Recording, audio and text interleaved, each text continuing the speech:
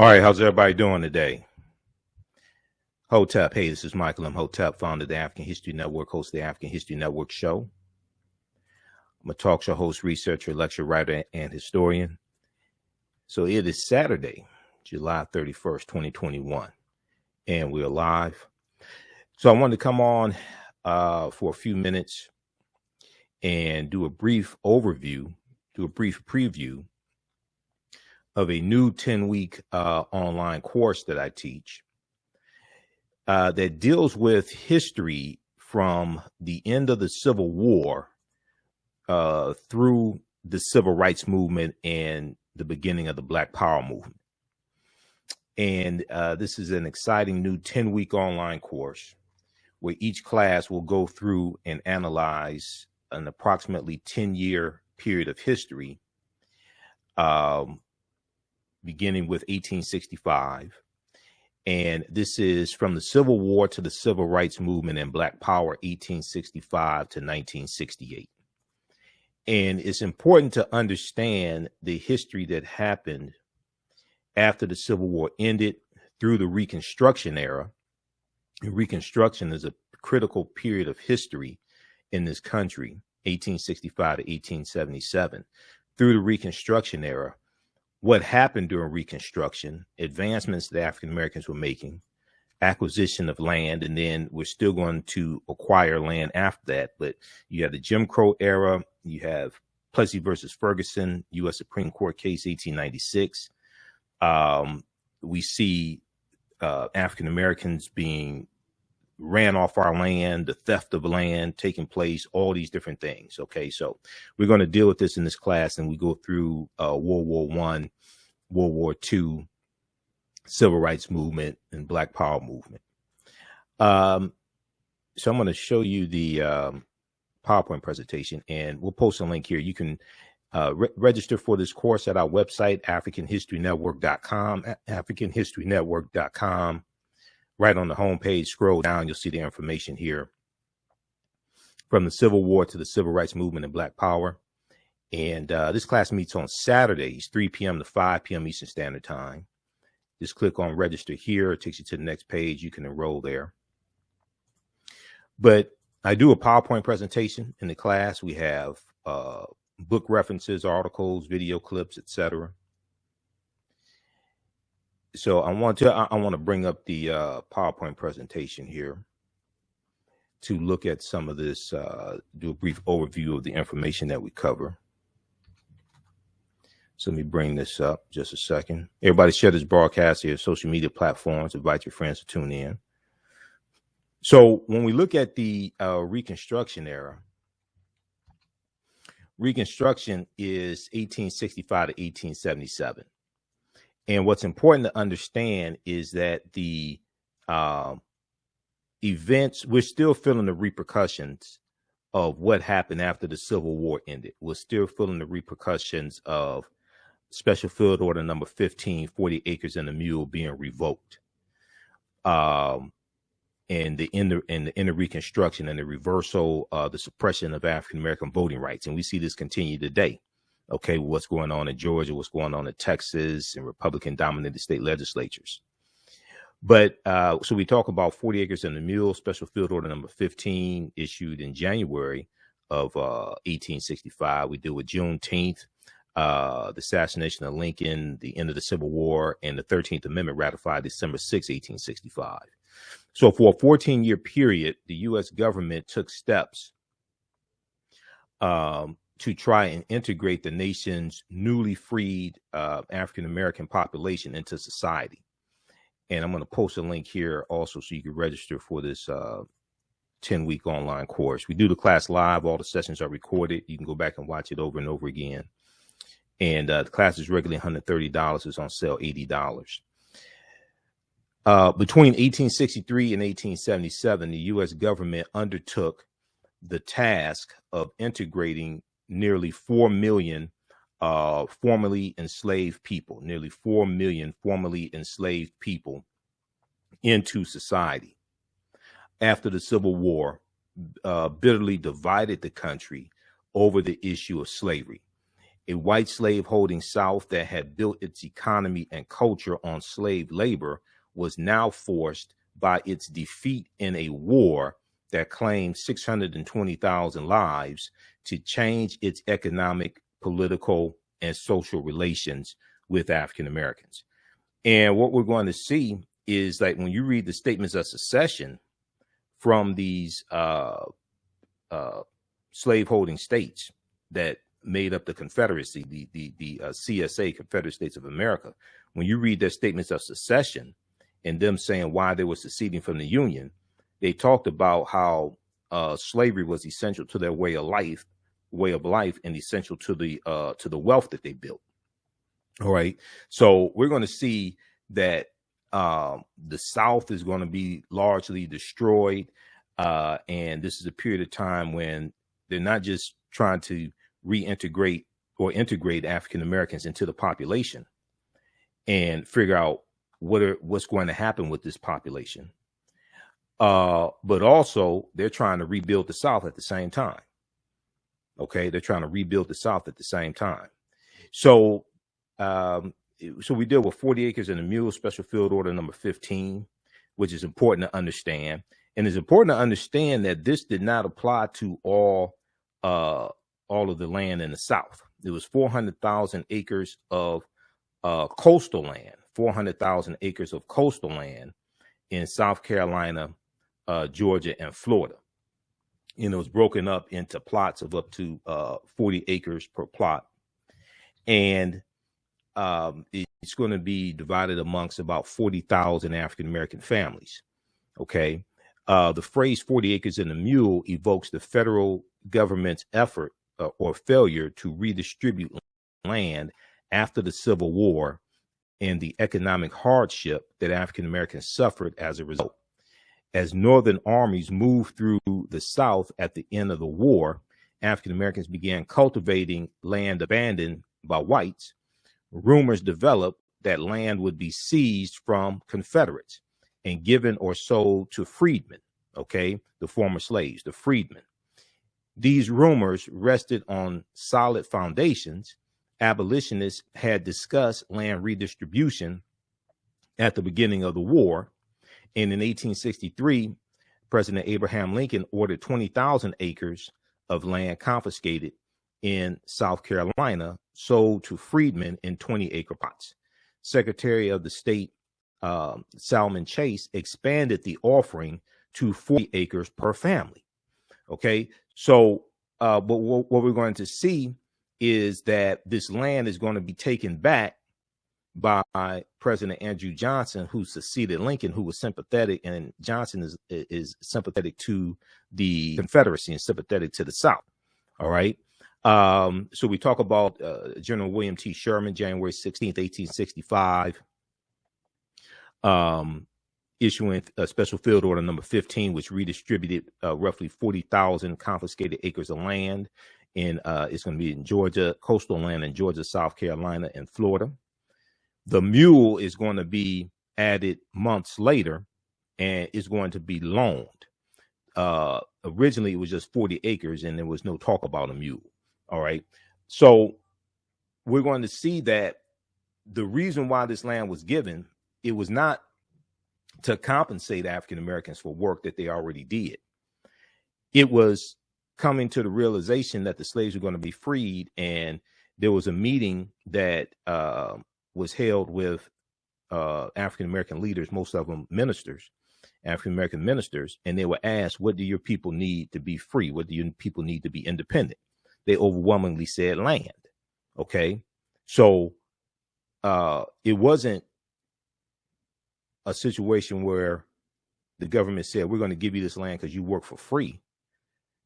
They were saying, we're going to give you this land because so you could be independent. And it was supposed to be it was the land that we lived on in those areas. It was only supposed to be occupied by African Americans. And we were supposed to be self-governing also. So it's going to be a nation within a nation. When you actually read it, we go through and look at the different portions of Special Field Order number 15 in the class. So it's different than what a lot of people actually thought it was. That's why we have to go through and study this history. And what we're going to see, to better understand where we are today and how we got here, we have to understand the history of what happened, the laws and policies, the events and the movements, all these things that took place previously. Okay. To understand where we are today, how we got here, and where we need to go from here. All right. Let's continue. So this is Sarah Rector. Sarah Rector is very important to understanding this history, because then this ties into the Black Freedmen Indian Treaties of 1866. The Black Freedmen Indian Treaties of 1866. This ties into Oklahoma and the Choctaw, Chickasaw, Creek, Cherokee, and Seminole Indians, who all owned African slaves. And what happened after the Civil War ends, and this redistribution of land to the enslaved Africans that these 5 civilized tribes and Native Americans own. All right.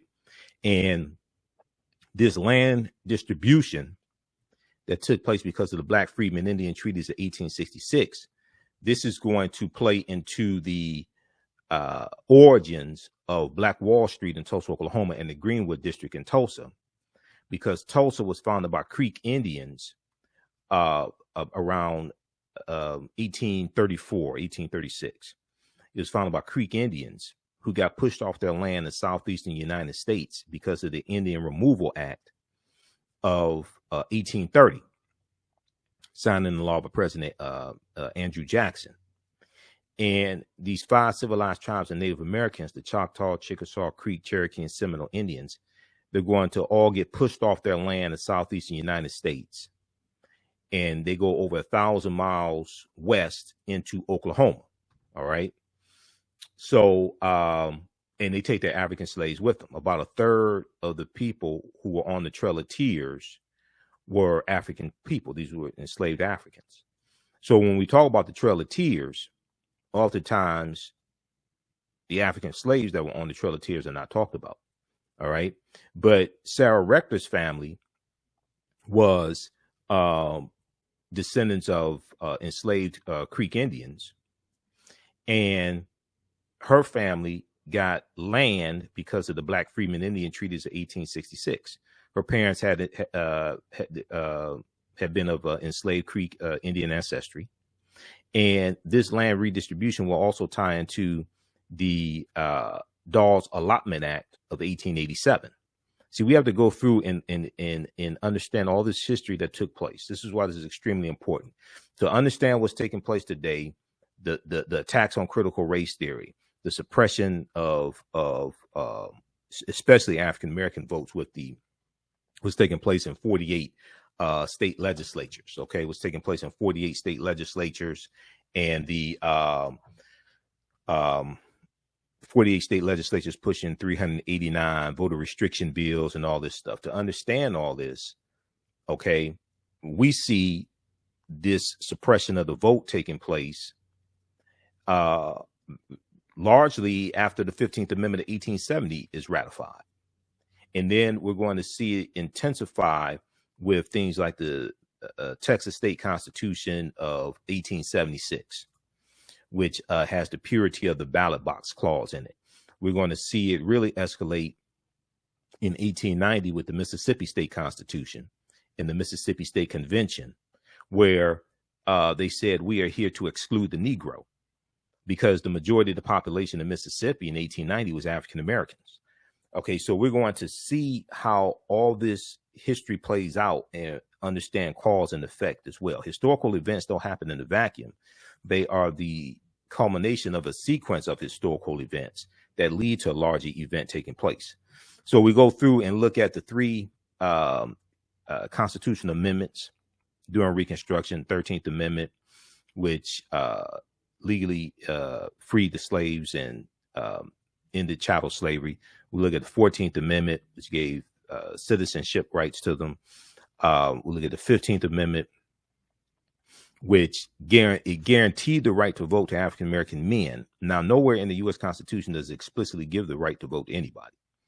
Nowhere in the U.S. Constitution does it explicitly give the right to vote to anybody. But the 15th Amendment guaranteed the right to vote to African-American men. It did not apply to African-American women at this time. And we're going to see felony disenfranchisement is going to be enacted shortly after this.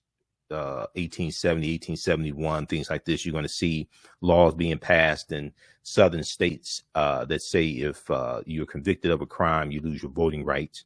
That was targeting African-American men, because you have former slaves now voting, determining laws and policies that govern white men. And there was a lot of white people who resented this. Okay. And there are going to be about 2,000 African-American men elected to public office during this Reconstruction era. Okay, so we look at that. Then we'll also look at things like the Force Acts, the 4 Force Acts during Reconstruction, especially the Ku Klux Klan Act of 1871.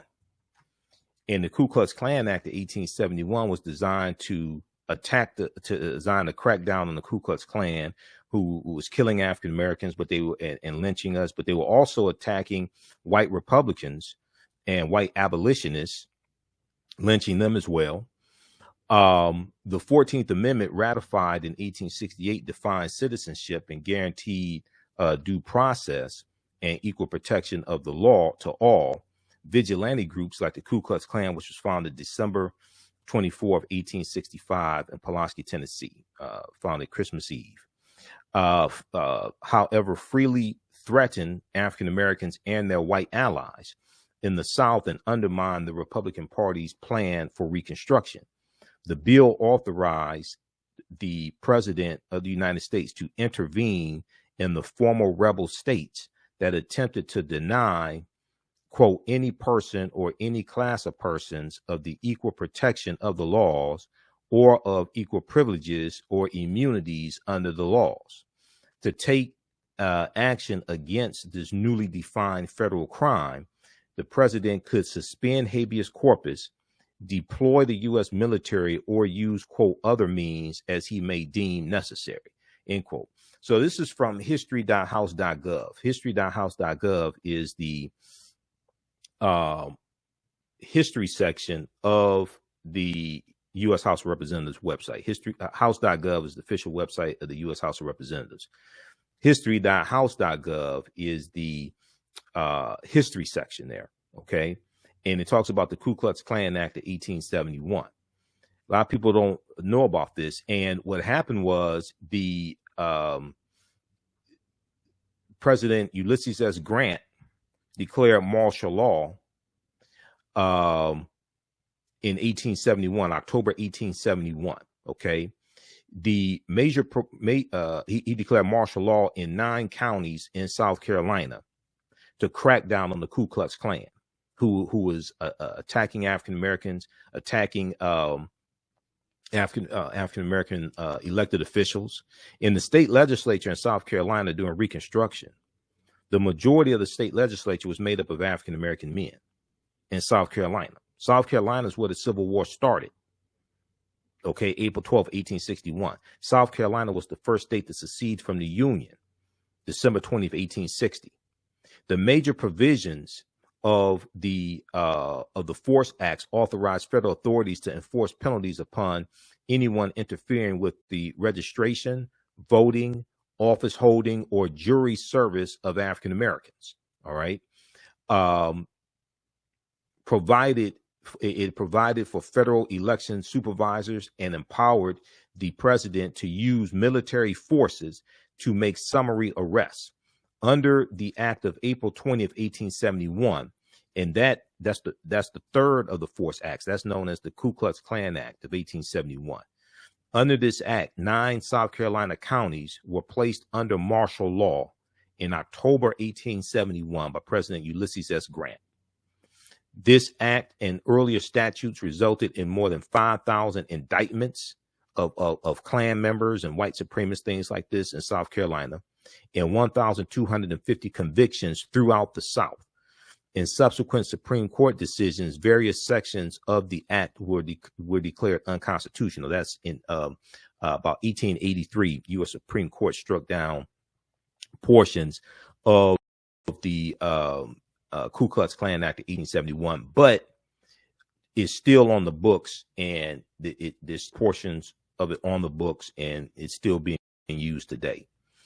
We talk about the Mississippi State Convention of 1890, where Solomon Saladin Calhoun, who was the white judge, presided over the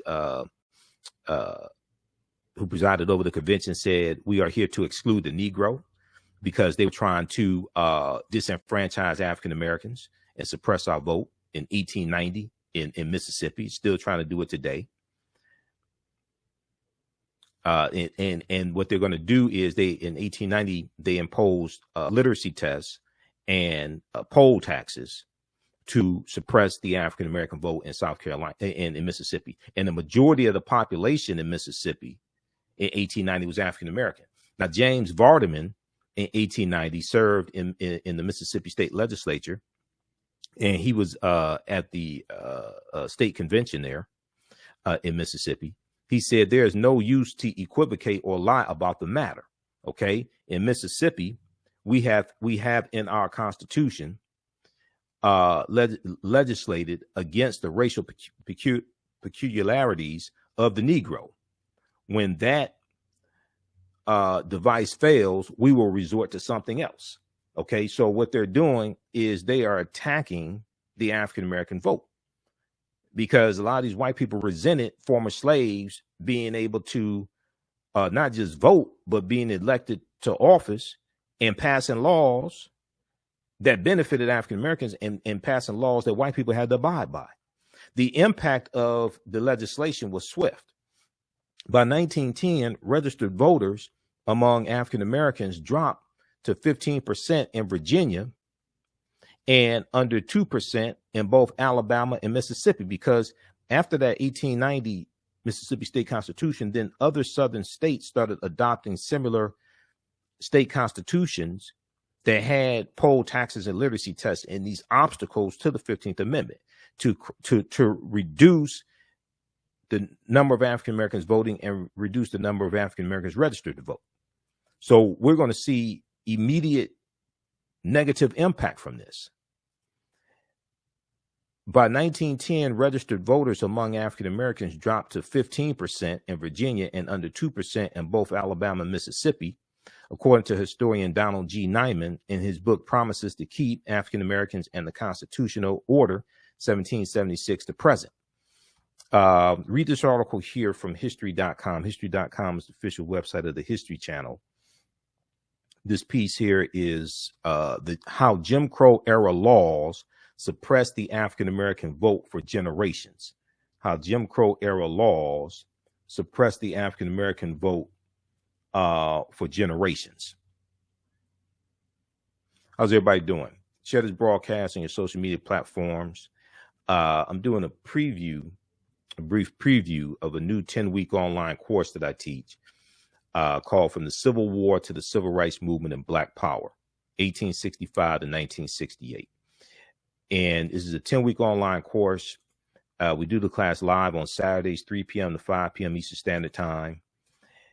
You can register for the course at our website, AfricanHistoryNetwork.com. When you scroll down the homepage, you'll see the information here for the course. We do the class live. All the sessions are recorded, so you can go, they're archived, so you can go back and watch them over and over again. You can join us in class live. In class, you can see me. I can't see you. Okay, so it's not like Zoom, like a Zoom meeting where, you know, you can see everybody in your office, things like this. So you can be in your pajamas, what have you. You don't have to get dressed up for class. Okay. We have a live text chat, so you can ask questions in class. But the class meets Saturdays, 3 p.m. to 5 p.m. Eastern Standard Time. Click right here, register here, and it takes you to the next page. Takes you to our Learn World page, and just click on enroll right here. And as soon as you register for the course, you can watch the archive content. You can watch the class we did last Saturday, and you'll be ready for our classes on Saturdays, 3 p.m. to 5 p.m. Eastern Standard Time. We also have some bonus archived content, classes 1, 2, and 3 of another 10-week online course that I teach. This class is Ancient Kemet, the Moors, and the Ma'afa, Understanding the Transatlantic Slave Trade, what they didn't teach you in school. And this particular 10-week online course deals with thousands of years of history. This one meets on Sundays, 2 p.m. to 4 p.m. Eastern Standard Time.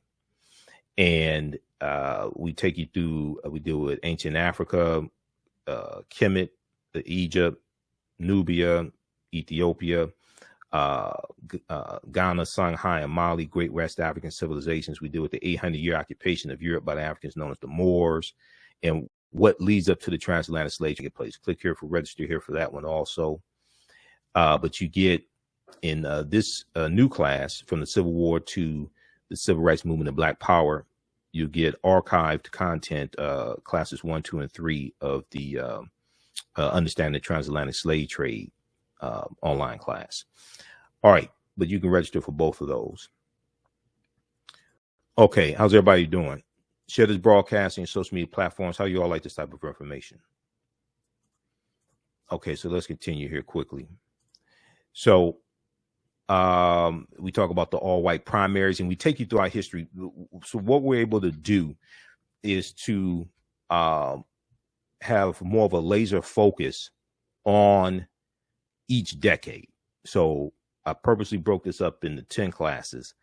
Each class will go through and analyze an approximately 10-year period of history to understand what happened. And we take you through the Great Migration and World War I, World War II, and understand cause and effect and how these laws and policies help shape where we are today, so we have a better understanding of where we need to go from here. When literacy tests, poll taxes, grandfather clauses, and the many other ways to circumvent the 15th Amendment, which guaranteed the right to vote to African Americans, specifically African American men, starting in 1870. When that did not work to suppress African American turnout, white legislators in several southern states used all white primaries to all but eliminate African American voters' presence in the electoral process. After a white election official blocked an African American man named Lonnie E. Smith the right to vote in the 1940 Texas Democratic Party, the NAACP's Thurgood Marshall and William H. Hastie challenged the case all the way to the U.S. Supreme Court. In 1944, the U.S. Supreme Court ruled in the case Smith versus All White that the Texas white primary system was unconstitutional. So it's going to be Thurgood Marshall that helps to end these all white primaries in Texas. But what they're doing in Texas goes back to the Texas State Constitution of 1876. Okay, that had the purity of the ballot box clause. And you have to understand the history of Texas, because see, Texas came into the Union as a slaveholding state in 1845. And this goes back to the whole fight with the Alamo. And it goes back to about 300 settlers from the U.S. going into Texas to settle, and they're going to have slavery in this area where they are, even though slavery was illegal. And you're going to when you research the Alamo, that was the big contention between Mexico and those settlers in the Alamo. The fact that they had slavery, and slavery had been abolished in about 1829 in Mexico by Vicente Guerrero. Vicente Guerrero was the second president of Mexico, and he was a former slave. He was of African descent. Okay. So when people say, remember the Alamo, we should remember the Alamo. We should remember these U.S. settlers wanted to have slavery in free territory. All right. And then Texas wins its independence from Mexico in 1836, becomes a state in the Union in 1845. Then 1846, 1848, then you have the Mexican-American War, okay, where the U.S. goes to war with Mexico. So this is the deep history. We have to go through and understand this chronology of history. So we deal with the Great Migration. The Great Migration is really important to understand, because this is 1915 to 1970 approximately. and 6 million African Americans are going to migrate out of the South up north and out west, and this totally changes this country. And then we're going to you're going to see an increase in race riots and things like this in areas that they're moving into, driven from their homes by unsatisfactory economic opportunities and harsh segregationist laws. Many African Americans headed north, where they took advantage of the need for industrial workers that first rose during the First World War, World War I, 1914 to 1918. And 1919 is going to be the Red Summer, where you have over 25 major race riots in this country. When these white men come back home and can't find jobs, and they see the jobs are being filled by African Americans and immigrants here, this is going to explode. There's going to be a racial explosion in this country. Now, by the end of 1919, some 1 million African Americans had left the South, usually traveling by train, boat, or bus. A similar number had automobiles or even horse-drawn carts. In the decade between 1910 and 1920, the African-American population of major northern cities grew by large percentages from 1910 to 1920. In New York, the African-American population grew by 66%. In Chicago, but just in this short period of time, 1910 and 1920. In Chicago, it grew by 148%. In Philadelphia, it grew by 500%. And in Detroit, it grew by 611%. Okay. This is not talking about from 1915 to 1970. This is just looking at the decade between 1910 and 1920.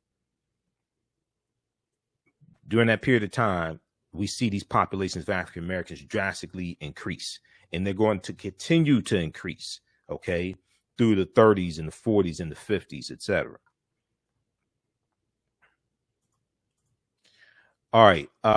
Rising rents in segregated areas, plus a resurgence of Ku Klux Klan activity after 1915. And there's going to be a resurgence of the Ku Klux Klan in 1915 and afterwards, largely because of the movie The Birth of a Nation, which debuts February 8th, 1915. And the first 30 days that the movie's out, the movie's called The Klansman, because it was based upon a novel by a man named Reverend Thomas Dixon. And the name of the novel was called The Klansman. And this movie shows the Ku Klux Klan as being the heroes who save white America, and they put down a rebellion of former Union Negro soldiers. Okay, this is a critical movie. The movie's on YouTube. You can watch it. This movie, The Birth of a Nation, directed by D.W. Griffith, calls race riots in the streets of America. It calls race riots in the streets of America. But we had enough sense to protest against this movie. NAACP led protests against this movie because all of the negative stereotypical images of African Americans were depicted in this movie. And the movie takes place during slavery, the Civil War, and Reconstruction. The movie takes place in Piedmont, South Carolina. And it shows the slave owner, who's a doctor. It shows a slave owner, and he's being entertained by his slaves, and they're looked at the way it's depicted in the movie. The slaves are looked at as almost part of the family. And they show happy slaves. It's a propaganda piece. Because, see, 1915 is a pivotal year in history.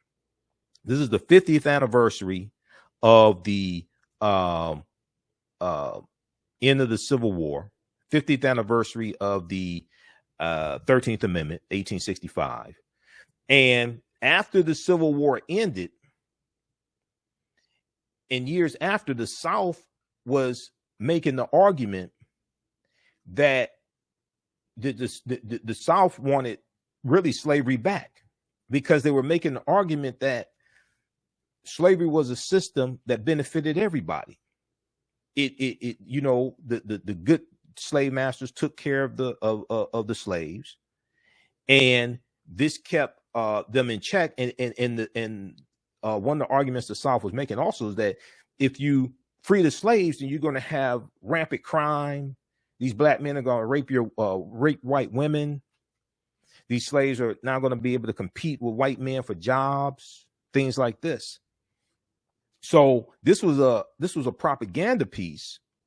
And in the movie, they depict black men trying to rape white women. And the overwhelming majority of the roles of African Americans in the movie, The Birth of a Nation, were white people in blackface. Okay. So you're going to see, you have a man, Reverend William Joseph Simmons. The Reverend William Joseph Simmons sees the movie The Birth of a Nation, and he's going to rejuvenate the Ku Klux Klan. There's an article from the Washington Post that talks about the second incarnation of the Ku Klux Klan, because the Klan had largely died out by 1915. It had largely died out. A lot of the early Klan members were dead. Klan starts, it started 50 years prior. Okay.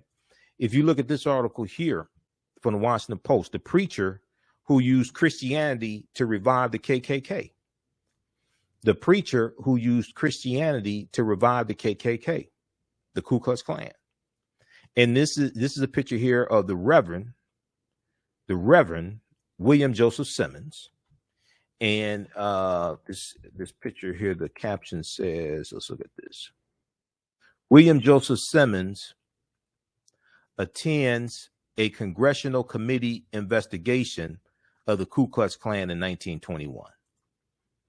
Okay, this article is from April 10th, 2018 by Deneen L. Brown for the Washington Post.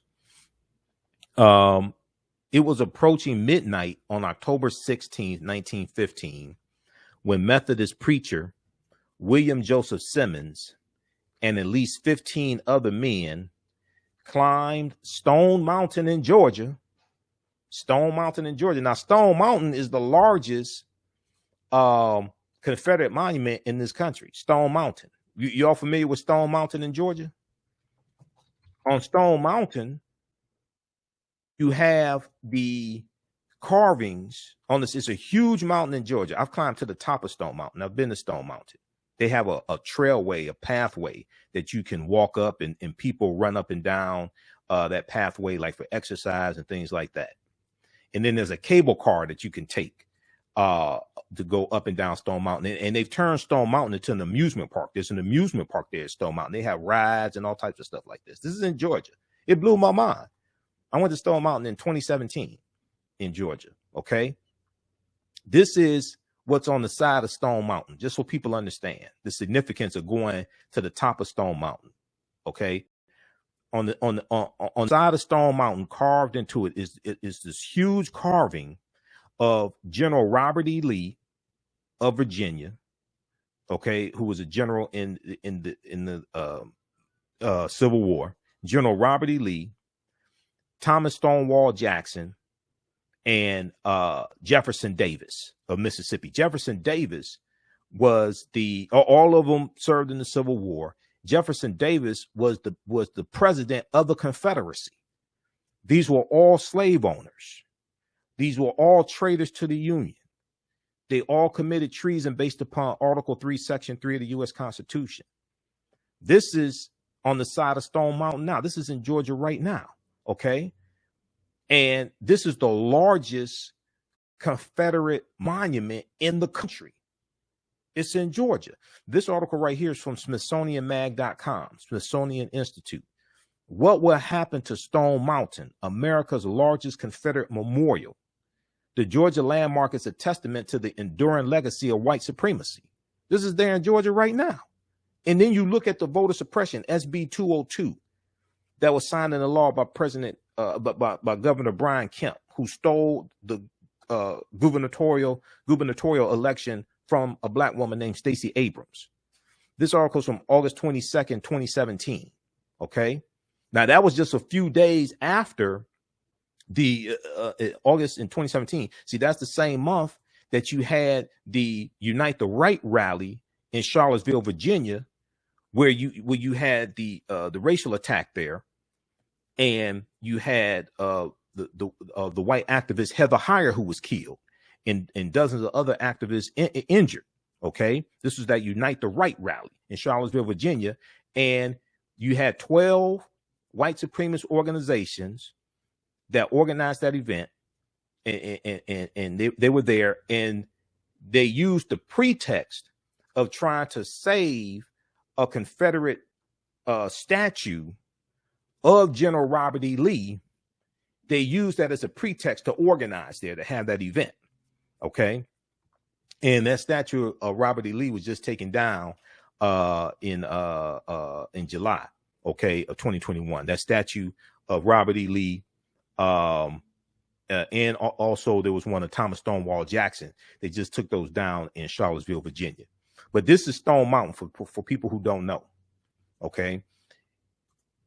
And one of the things we deal with in the class is when these Confederate monuments were built and why.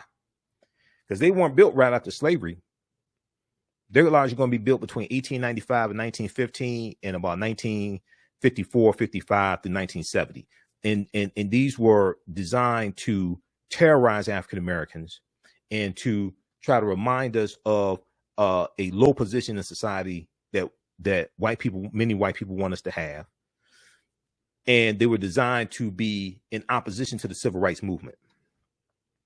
But Reverend William Joseph Simmons and at least 15 other men, would be white men, climbed Stone Mountain in Georgia.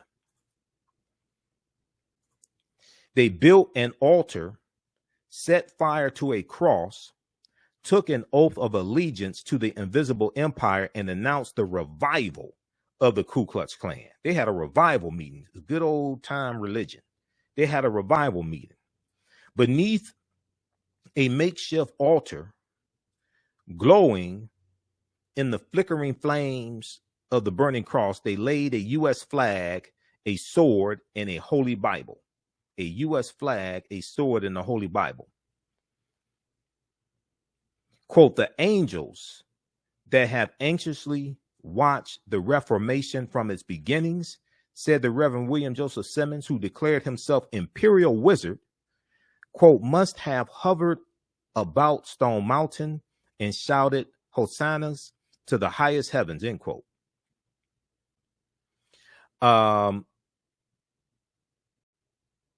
So they talk about the 50th anniversary of the assassination of Dr. King. Last Wednesday, on the 50th anniversary of the assassination of Dr. King, Progressive Faith held a march in Washington to combat racism and atone for the history of that prejudice.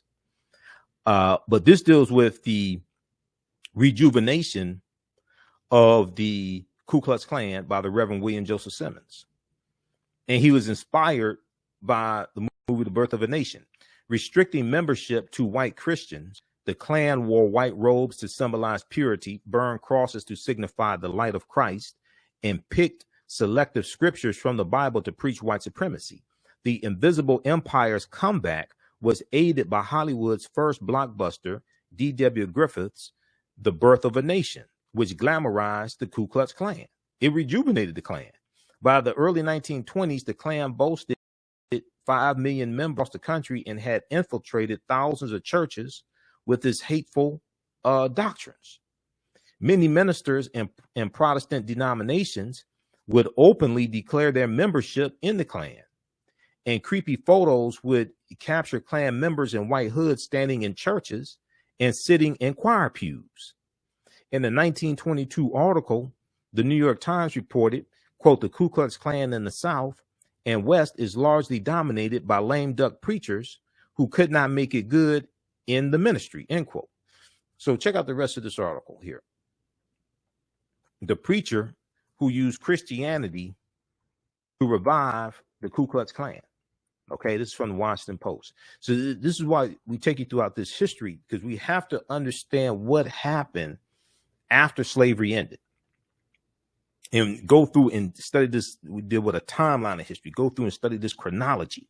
Okay, and that helps us to better understand how we got to where we are today and what we need to do. What are the next steps? Understand these laws and policies that were put in place. Okay, understanding these laws and policies that were put in place that put us into this predicament. All right, so this is just a preview of a new 10-week online course that I teach. We do this on Saturdays, 3 p.m. to 5 p.m. Eastern Standard Time, from the Civil War to the Civil Rights Movement and Black Power, 1865 to 1968. Okay, we go through and look at this 10-year period. Each class we go through and analyze an approximately 10-year period of history. And we start with the Civil War and what led up to the Civil War taking place. And then we'll go through the Reconstruction era, 1865 to 1877. To go through and analyze what happened. All right. So we do the classes live on Saturdays. All the sessions are recorded. So if you miss any of it, you can go back and watch it over and over again. Click on register here. Takes you to the next page, and just click on enroll on the next page on our Learn World page where our online school is. Click on enroll. As soon as you register, you can start. You can watch the class we just did last Saturday, and you'll be ready for Saturday's class, 3 p.m. to 5 p.m. Eastern Standard Time. There's also some bonus archived content that you'll get as well.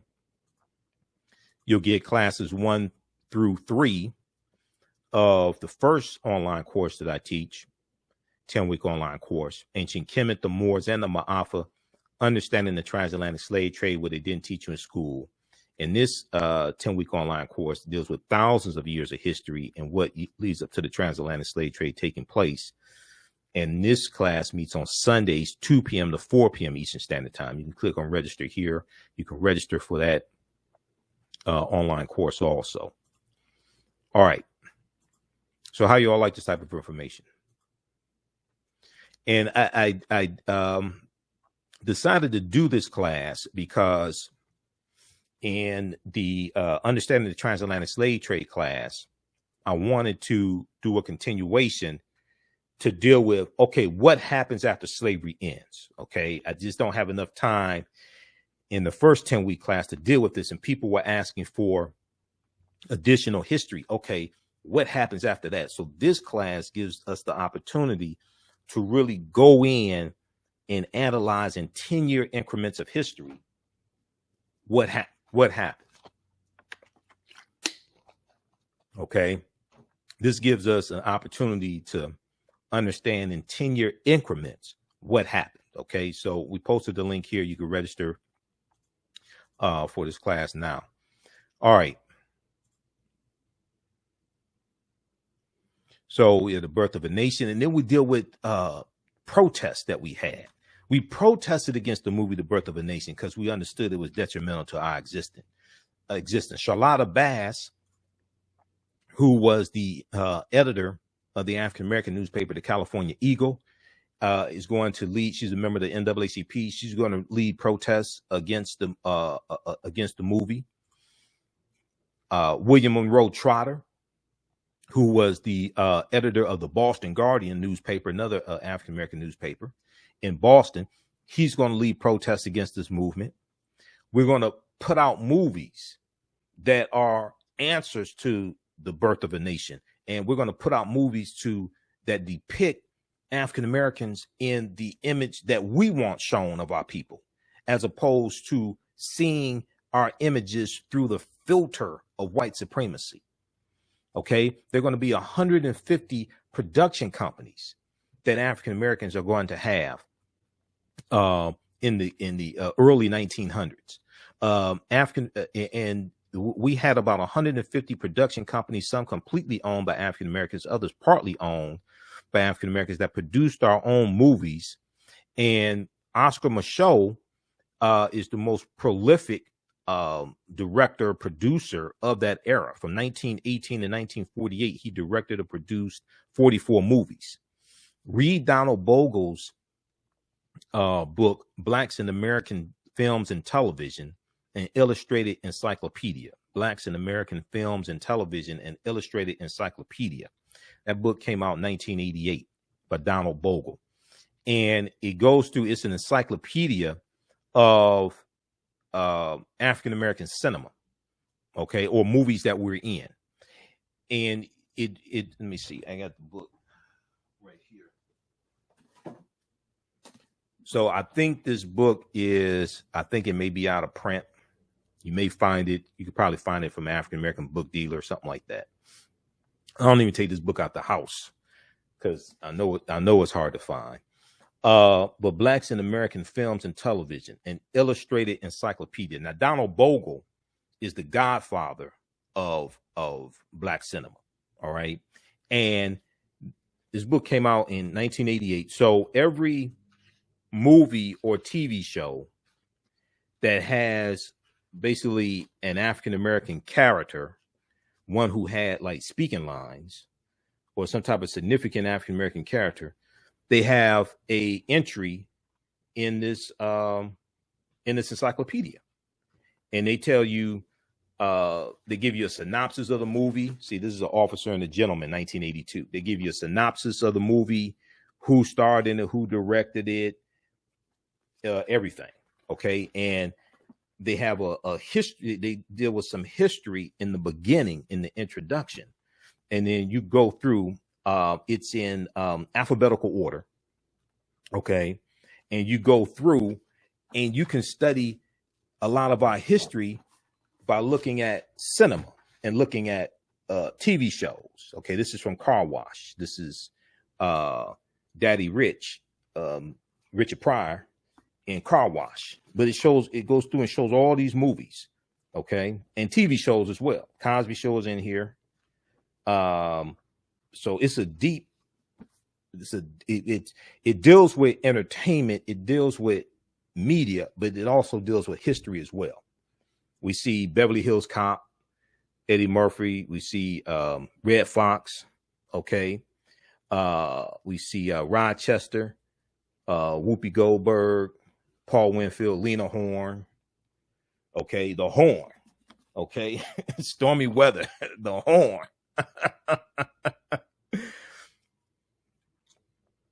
All right.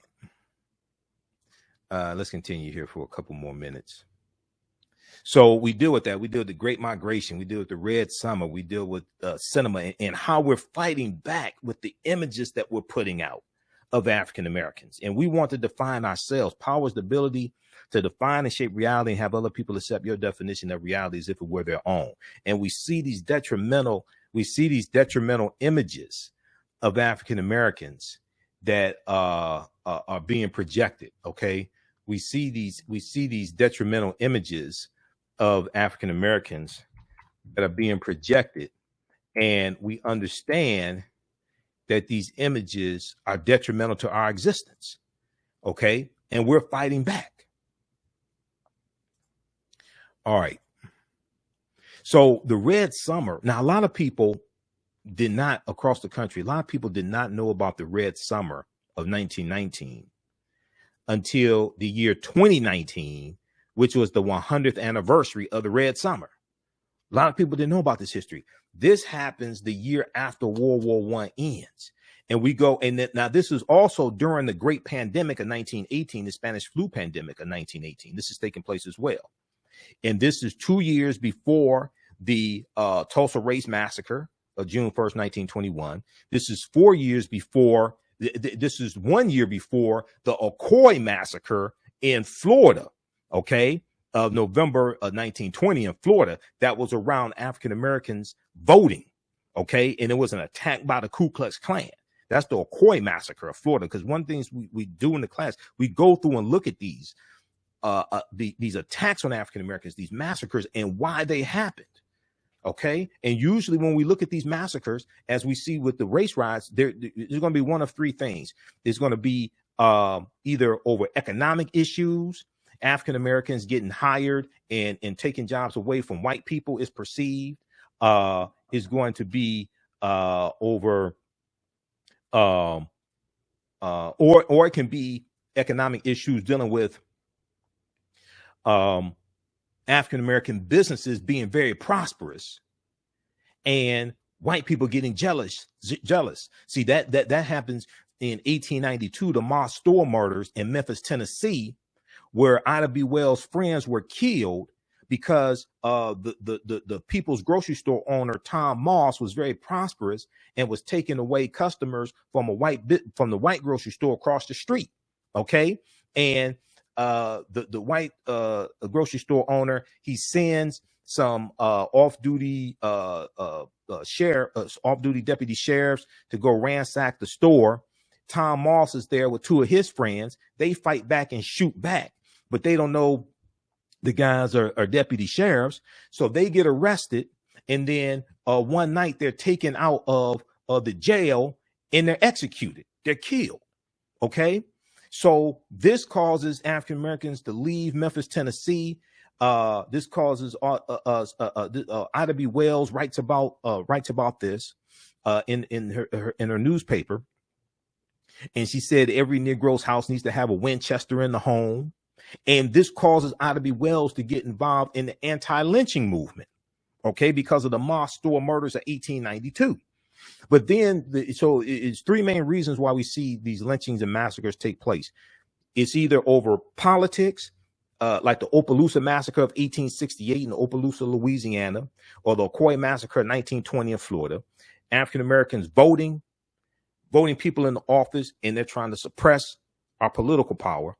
It's over economic issues, or it's over sex. White African American man being accused of raping a white woman, touching a white woman, looking at a white woman, dreaming about a white woman. But in a lot of these instances, the sex was consensual. This is something that Ida B. Wells starts investigating and finding out.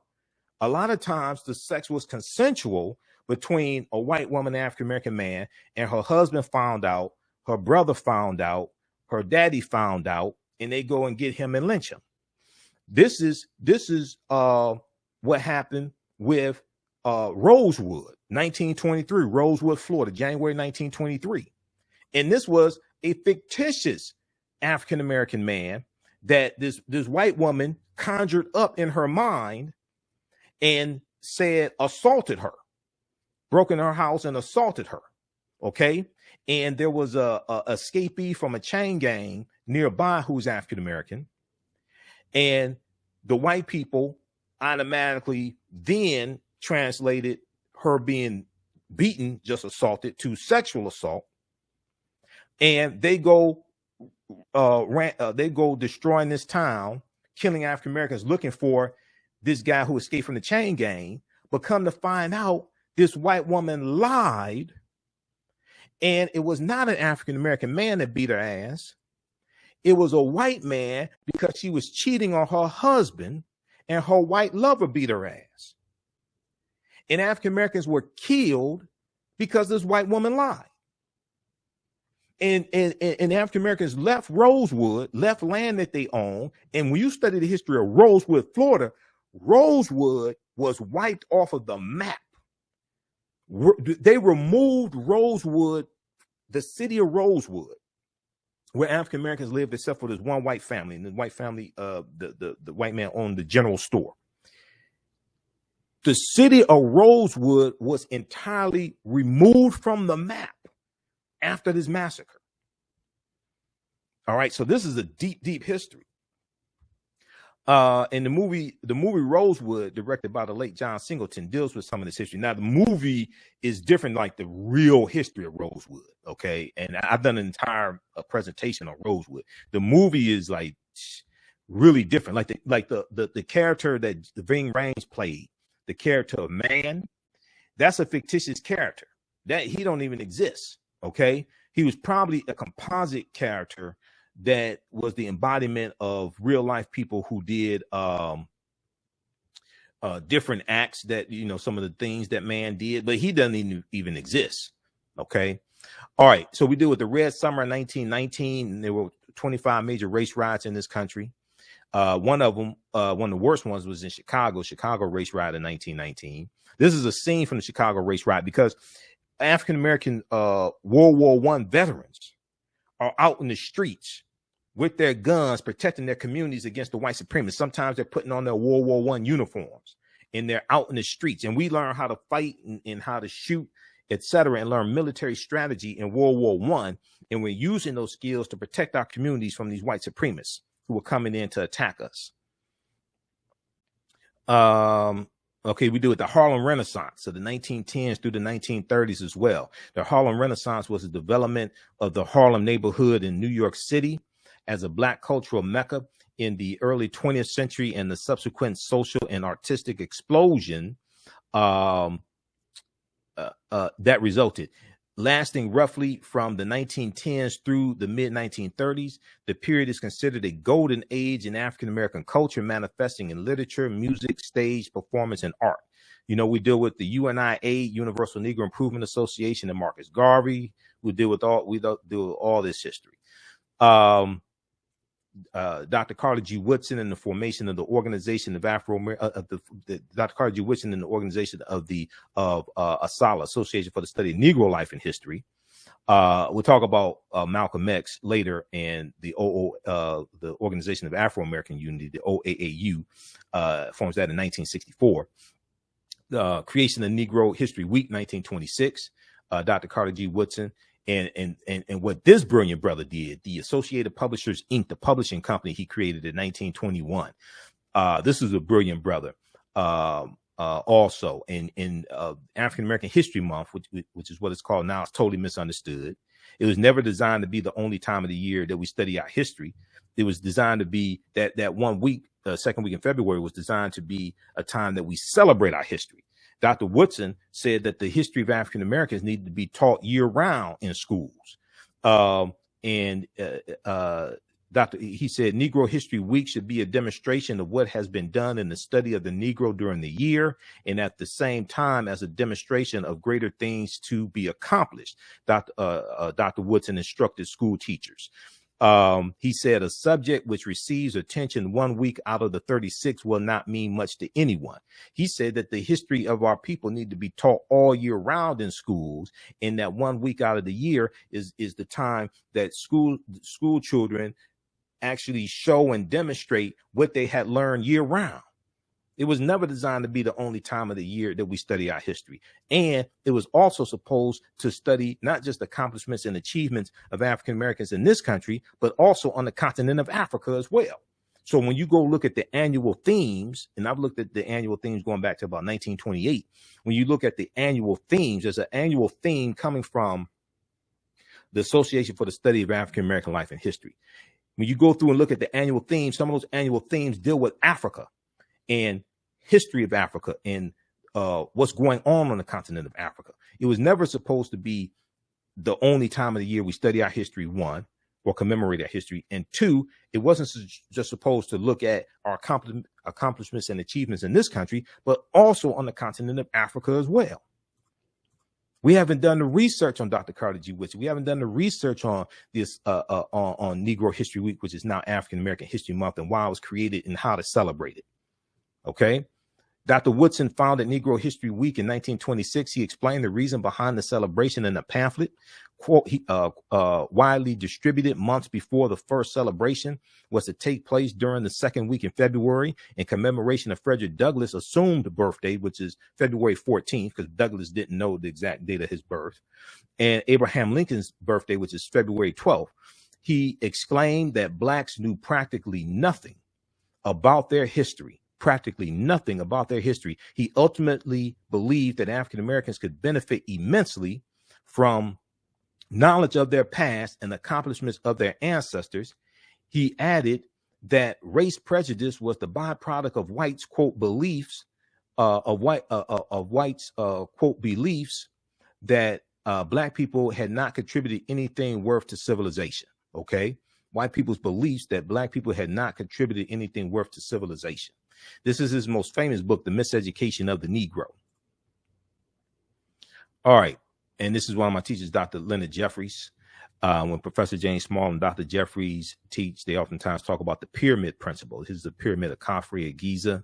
We see Imhotep in front of it, Heru on the horizon, or what the Greeks called the Sphinx. And the foundation of the pyramid, we see African history and culture. It's African history and culture that gives us our foundation. It gives us our values, our interests, and our principles. This gives us a cultural paradigm that we see reality through. This gives us our self-esteem, our self-development, our self-worth. Empowers the ability to define and shape reality and have other people accept your definition of reality as if it were their own. The two sides of the pyramid are economic empowerment and political empowerment. Our economics, how we engage in economics using the cooperative systems that we brought from West Africa and the ideas of cooperative economics, the co-ops, economic empowerment, and the political empowerment. Understanding that politics is the legal distribution of scarce wealth, power, and resources, and the writing of laws, statutes, ordinances, amendments, and treaties, their adoption, interpretation, and enforcement. How politics impacts every aspect of our lives. So we can't just deal with the history and culture. We have to understand how the economics and the politics, all this, we have to have a synthesis of all of this. All this comes together. Okay. All of this is connected. All right. So these are some of the things that we deal with in the 10-week online course. We take you through the World War I, World War II, what happened after World War II, the Civil Rights Movement, Brown versus Board of Education, 1954, lynching of Emmett Till, August 1955, Montgomery bus boycott, 1955-56. Take you through the Civil Rights Movement and how the Civil Rights Movement gives way to the Black Power Movement. We deal with SNCC, Student Nonviolent Coordinating Committee. We've been talking about the passing of Bob Moses, who was instrumental in the formation of SNCC and registering African Americans to vote in Mississippi, and was an architect of Freedom Summer in 1964. All that's connected, and we see the Black Power movement comes out of SNCC, also Student Nonviolent Coordinating Committee in 1966, and Kwame Ture, Stokely Carmichael. All right, and so we take you through. We go through about 1968. We'll deal with the assassination of Dr. King. And all that. Okay, so you can register for this online course now. This is from the Civil War to the Civil Rights Movement of Black Power, 1865 to 1968. It's a 10-week online course that I teach. You can watch from around the world. You can use this with your children. Okay, I would say the content is PG-13. You can use this with your children. We do the class live. All the sessions are recorded. You can go back and watch it over and over again. You can watch it anytime. So if you can't be in class live, you can go back and watch it anytime.